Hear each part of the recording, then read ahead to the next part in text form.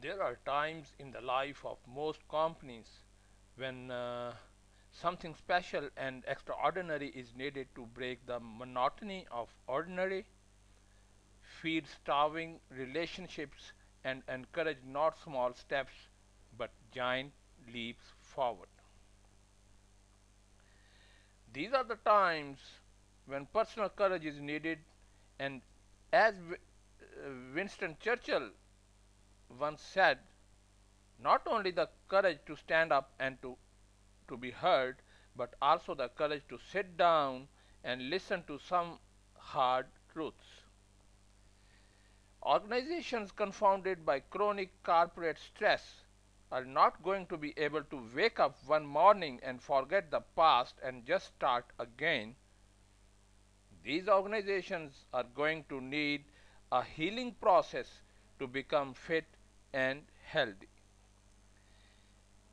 As in personal relationships, their problems will their problems will be deep rooted. Any superficial treatment is doomed to failure.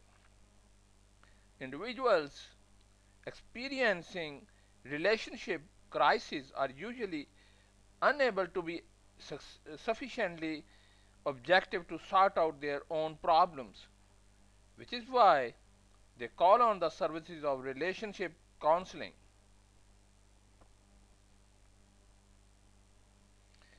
Only through this process of listening and accepting in a supportive, objective environment can change and progress start to take place. It is exactly the same organizations, only 1,000 times worse, because instead of two voices needing to be heard, there may be tens, hundreds, or even thousands to be taken into account. Reorganizing, reorganizing the scale of resentment that builds up in organizations and the scale of the numbers involved, models for reconciling differences might be useful in helping organizations change and develop their culture.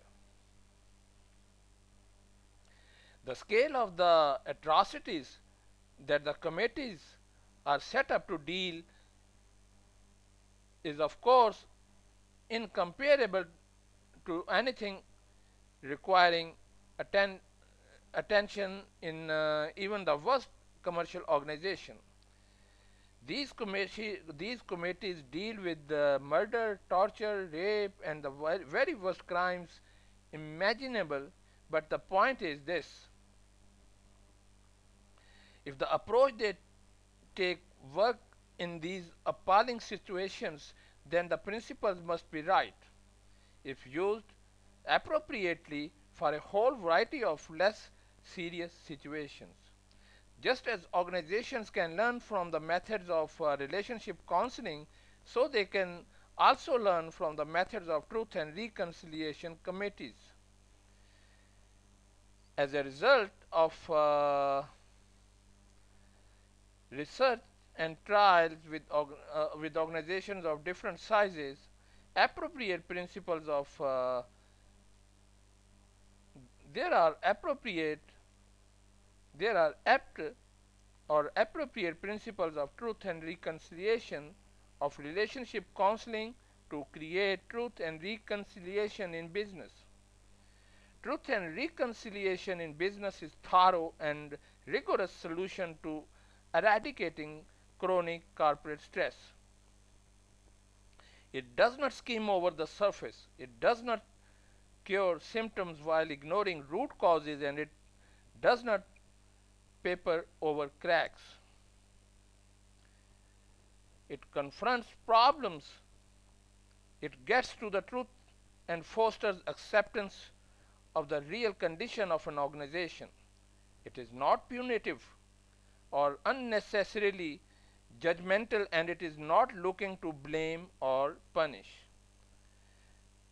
Truth and reconciliation in business is an extremely human experience where the emphasis is on truth, dialogue, and understanding rather than strict adherence to a tightly defined, auditable process.